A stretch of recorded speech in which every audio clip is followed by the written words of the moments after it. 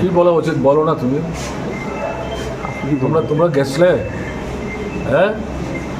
এবার বুঝতে পারছো তো, রক্তদান শিবির সংগঠিত করা যাবে। যুব নেতা, এলাকার গণতান্ত্রিক আন্দোলনের নেতা, ছাত্র জীবন থেকেই আন্দোলনের সাথে যুক্ত। খারাপ কাজ তো কিছু না। অসুস্থ মানুষ লড়াই করছে বেঁচে থাকবার জন্যে, ডাক্তার বলেছে রক্ত লাগবে, সেই রক্ত দেওয়ার জন্য উদ্যোগ আইল। এটা করা যাবে না। তার অর্থটা কি করা যাবে? লুট করা যাবে, মানুষকে মানে প্রতারণার জালে আটকে সর্বশান্ত হরণ করা যাবে। এই যদি চলে তাহলে আমাদের রাজ্যের অবস্থাটা আজকে কোথায় এসে দাঁড়িয়েছে এটা বুঝতে তো কোনো অসুবিধা নেই। এই যে পরিস্থিতি, তারই প্রতিফলন কিন্তু আমাদের ডাইরেক্টর জেনারেল অফ পুলিশ, তিনি তার অফিসে যে ফাঁসিতে ঝুলে জীবন দিয়ে গেছে। এবং আপনারা দেখছেন যে এটার একটা যথার্থ তদন্ত দ্রুত করার জন্যে আমাদের ত্রিপুরার হাইকোর্টের একজন বিচারপতিকে মাথায় বসিয়ে এই তদন্ত কাজটা যাতে সম্পাদন করা হয়।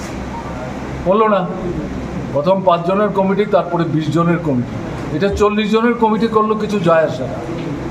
মাথায় তো একজন নিরপেক্ষ অবস্থান নিয়ে গোটা বিষয়টার তদন্ত করা সম্ভব হয়, এরকম একটা লোক তো বসানো দরকার। তাতে আপত্তিটা কি আমাদের রাজ্যের সরকারের?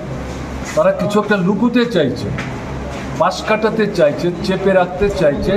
সবটাই হচ্ছে তাদের দুর্বলতা, ব্যর্থতা। জনবিরোধী যে ভূমিকা, তার থেকে মানুষের মধ্যে যে ক্ষোভ, এর বিরুদ্ধে যে লড়াই, এই লড়াই করতে গিয়ে আক্রান্ত হচ্ছেন।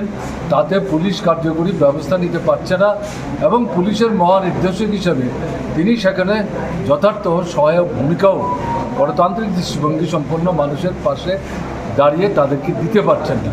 এটাই তার আমাদের যা মনে হয়েছে যন্ত্রণা। এই যন্ত্রণা থেকে অব্যাহতি নেওয়ার জন্য তিনি এই পথ বেছে নিয়েছেন। যদি যে পথটা তিনি বেছে নিয়েছেন এটাকে আমরা সমর্থন করতে পারি না।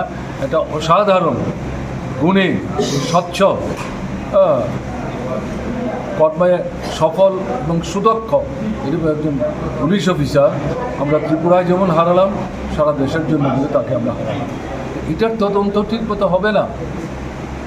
এটার যেমন উদ্যোগ নাই, রক্তদান শিবির কারা করছে, মানে এটাকে বাধা দেওয়ার কাজ, এটা এই শাসক দলেরই। এই ছেলেদেরকে তো এই করে তো লাভ নেই। তাদের যারা নেতৃত্ব, তারাই তো এটাকে প্রভোগ করছে। কাজেই এদেরকে বিচ্ছিন্ন, কুণ্ঠাসা এবং রাজনৈতিক সংগ্রামে পরাস্ত করা ছাড়া স্বাধীনতার সংগ্রামের যে স্বপ্ন, এই স্বপ্ন কিন্তু বাস্তবায়িত করা যাবে।